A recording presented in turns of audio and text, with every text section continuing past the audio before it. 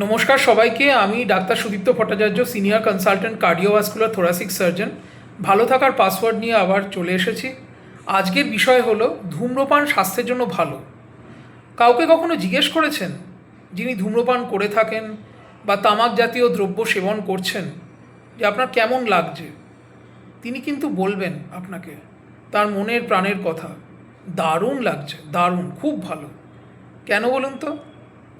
আজকের দিনে দাঁড়িয়ে এত স্ট্রেসফুল জীবন, সেখানে থেকে হঠাৎ করে যে বয়ঃসন্ধিকালে বলুন, ছাত্রাবস্থায় বলুন, এই যে ধূম্রপানটা শুরু করে, তারপরে সে কি পায় তার থেকে? একটা প্লেজার, একটা আনন্দ, একটা নিষিদ্ধ জিনিস সেবন করার একটা আনন্দ, একটা মজা। তারপরে কি হয়? তার স্ট্রেস লেভেলটা কিন্তু সিগনিফিক্যান্টলি কমে যায়। তার যে উদ্বেগ, একটা উৎকণ্ঠা, একটা চিন্তা, একটা ক্লান্তি দূর হয়ে যায়। কর্মক্ষমতা বাড়ে, কর্মদক্ষতা বাড়ে, তার রিয়াকশন টাইম বেটার হয়, পারফরমেন্স বা কর্মদক্ষতা ইমপ্রুভ হয়।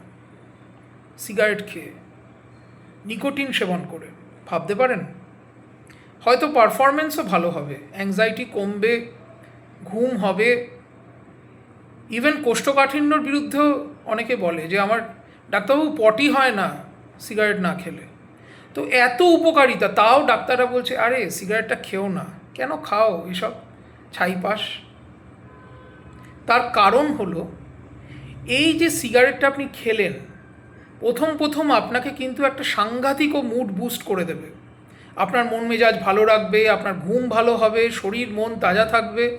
কিন্তু যেই নিকোটিন শরীর থেকে যেতে শুরু করবে, সিস্টেম থেকে যেতে শুরু করবে, তখনই একটা ছটফটানি শুরু হবে, একটা বিরক্তি, পাচ্ছি না, ভালো লাগছে না, ঘুম আসছে না, অনিদ্রা, খিদে বেশি হচ্ছে, কর্মদক্ষতা কমে যাওয়া, এই ব্যাপারটা।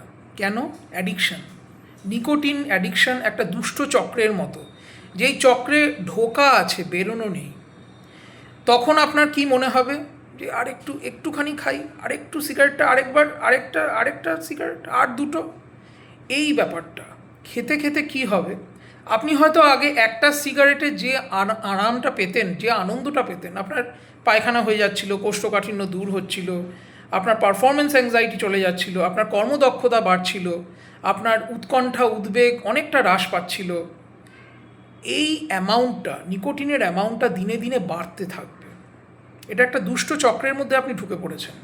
আস্তে আস্তে বাড়তে বাড়তে এমন লেভেলে যাবে যে তখন অনেক কটা সিগারেট না খেলে আপনার হবে না। যেটা হয়তো প্রথম যখন বয়ঃসন্ধিকালে শুরু করেছিলেন, তখন হয়তো একটা আধটা সিগারেট খেলেই সেই আনন্দটা, সেই মজাটা আপনি পেয়ে যেতেন, শরীর ভালো থাকতো। কিন্তু এখন সেটা হওয়ার নয়। এবার এই সিগারেট খেয়ে কী হবে? অক্সিজেন ডেলিভারি হার্টে কমে যাবে, হার্ট রেট বৃদ্ধি পাবে, হার্টের ব্লাড প্রেশার বৃদ্ধি পাবে। তার জন্য কি হবে? হার্টকে বেশি বেশি করে কাজ করতে হচ্ছে। বেশি বেশি করে কাজ করলে হার্ট তো ক্লান্ত হয়ে পড়বে, হার্ট এর বিভিন্ন সমস্যা দেখা দেবে, হার্ট ফেল করতে পারে, হার্ট অ্যাটাক হতে পারে, রক্ত জমাট বাঁধতে পারে, এই রক্ত জমাট হার্টে বাঁধতে পারে, অন্য ধমনীতে হতে পারে, চর্বির স্তর বাড়তে থাকবে, ব্লাড ভেসেল বা ধমনীগুলো সংকুচিত হতে থাকবে, সেগুলো ইরোশন হতে থাকবে, পেরিফেরাল আর্টেরিয়াল ডিজিজ নামের ডিজিজটা আপনার হলেও হতে পারে, সেখানে গ্যাংগ্রিন হতে পারে, পা পচে যেতে পারে, পচন ধরতে পারে, পা বাদ যেতে পারে। এতগুলো খারাপ ব্যাপার হলেও হতে পারে।